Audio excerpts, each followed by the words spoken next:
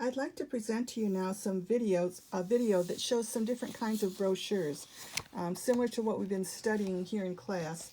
I have to hold this camera up a little bit so you can see it better, I guess. What we're looking at here in this one is an 8.5 by 11 size. When it's folded, that's actually printed on 11 by 17 paper. This is printed on white stock. It's using just two colors of ink, the black and the green. That's their corporate color with their logo in the corner down there. And the green picks up to add a lot of dimension to it, I think. Their tagline's printed in green at the bottom down here. This design of this was laid out in a 3-column format, but we're only using the columns as one thin column and a double wide column over here on this side. In this case, we're using graphics here. Using the two inks, we got a third look to it by adding a tint of the black, which comes up with a gray color instead, so you can see that a little bit better there, and it adds more dimension to it. It looks like you're using more inks than you're actually paying for. And there's our diagram again, using the gray and the black, and I think it looks pretty clean. It's pretty inviting to want to read this. It doesn't overwhelm you with text. That's one company brochure. Next, I'm going to show you a newsletter. This newsletter is based on a 5-column format. It's also printed on 11 by 17 stock. When we open this up, you can see it across the whole thing. It's actually a 5-column format. Over here on the left, this is a nonprofit charity, and these are the member agencies' names all listed down this side with a light tint of green. That's their corporation, or their charity logo at the top, so that green is part of the logo, so we use that green in other places in the brochure. Here you see the single column here, then columns 2 and 3, and columns 4 and 5, because they're double wide. Down here at the bottom, we're actually using all 5 of the columns, because this is column 2, column 3, column 4, and column 5. And in this one, about the only place we're really using a lot of colors, what appears in the photographs on the front page and then on the back page, where they're showing off an event where they did their fundraiser, their kickoff fundraiser. More photographs inside, taking advantage of the color there. So this one has a coupon at the bottom that they used for a fundraiser they were doing. And this is kind of a traditional look you'll see in newsletters a lot. We do not have a bleed here. No color goes off the page, so that helps keep costs down. Everything stops within the margins, which is a little bit different than the one you're going to see next. This is a brochure, not a newsletter, and this one it has a bleed, so the ink color goes right up to the edge. So this was printed on one very large sheet of paper. When you unfold it, you can see now the left-hand panel, the middle panel, and the right-hand panel. These, the company that I did this for was the same company that I worked for when I did the stationery pieces. And this one shows they decided to add color to their document, so they went with a dark blue as their color instead of just black. So we have the dark blue, and the dots appear up here to kind of lead your eye into the document. These are the same product capabilities and services that you saw on the letterhead. Inside here, the dots lead us into the document, so we start reading into the document. The dots are taking us through the whole thing as we go across from page to page. One of the things that comes up in brochures, when you're doing a company brochure and you don't want it to look dated, so you have a bunch of them printed, but they look too old to hand out anymore. There's two things that can make it look dated. One would be technology. If you're showing computers, the screens start looking old pretty soon because you don't have the latest, greatest in there. And the other thing that can change the look is hairstyles and clothing styles. So instead of falling into the trap with those, we decided to go with hands. Handshakes is going to look timeless no matter what, 5 or 10 years go by, handshake's still going to look good. We stayed with the hand theme for the repair, advertising or promoting the repair department.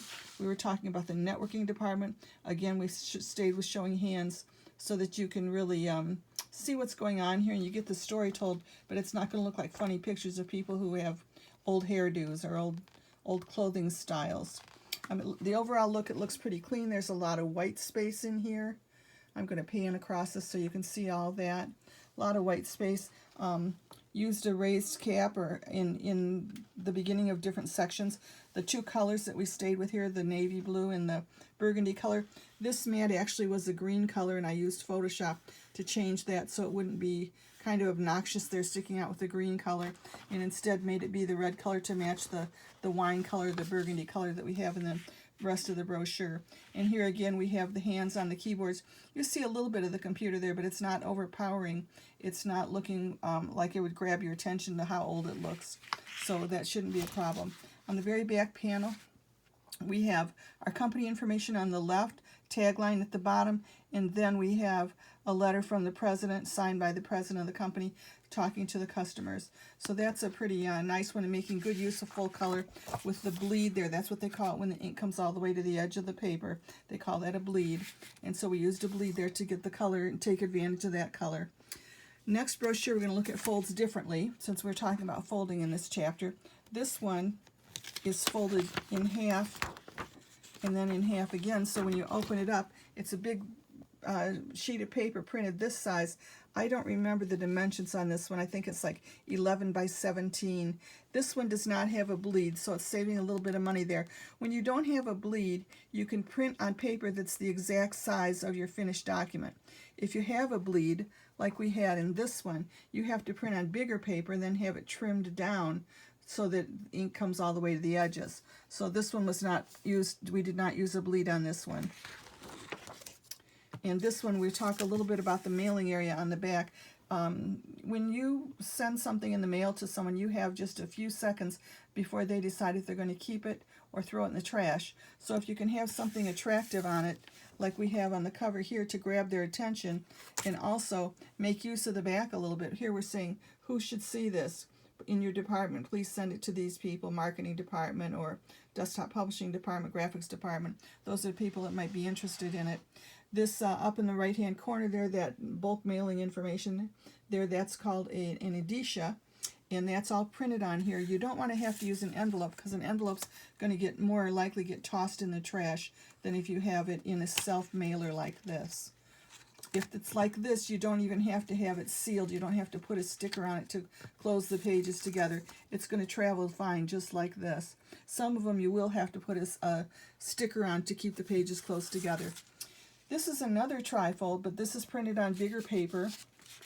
This one, here's the, whoops, I have this folded wrong. Sorry. Here's the mailing panel on the back. So what you see here is the way it would come in the mail, and over here you would put an address label of who you're sending it to. When we flip it over, there's the front panel. Again, this is from the computer company.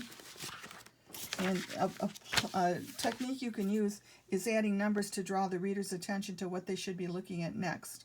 So we are helping them understand. It says you can count us in these important ways, and then it's got 1, 2, 3.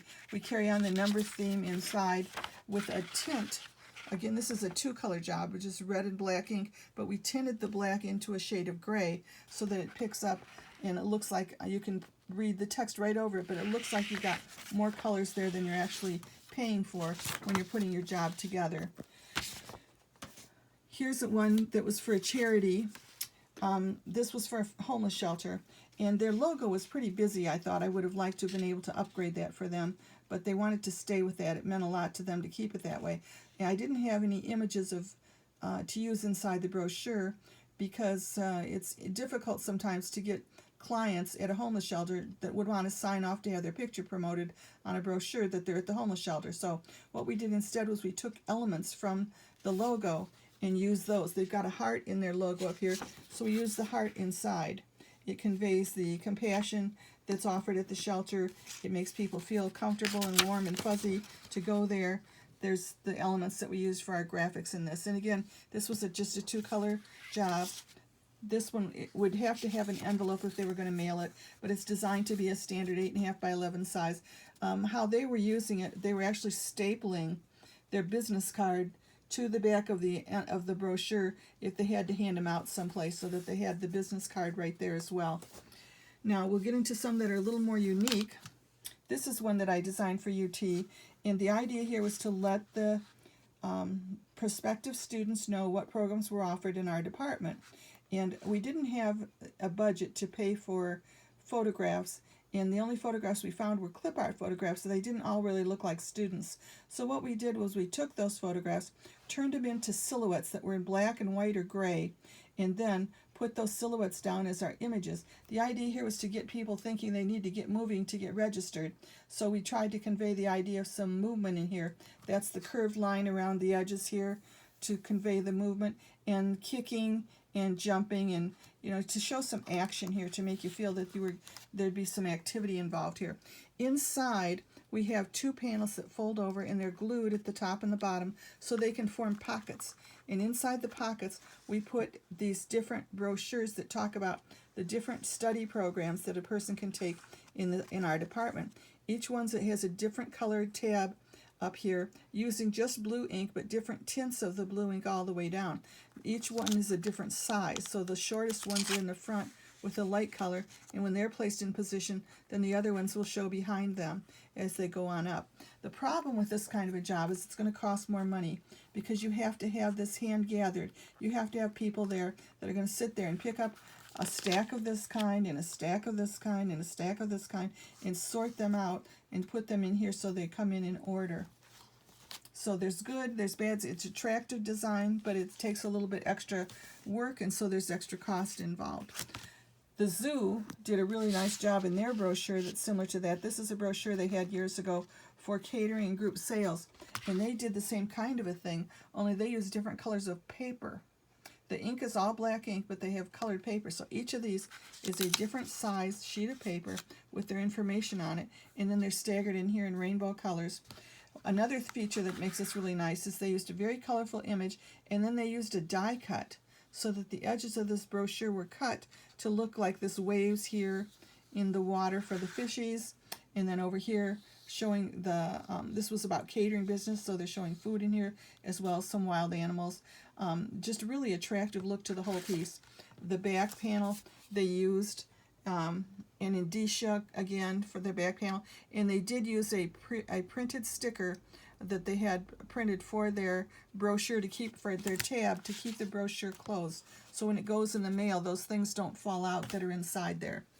One final one I want to show you is one that kind of keys off an idea of the staggered images, only this is all stapled together.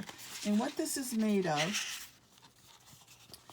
is there are 4 sheets of paper here, each one folded a little bit different size so that they stagger.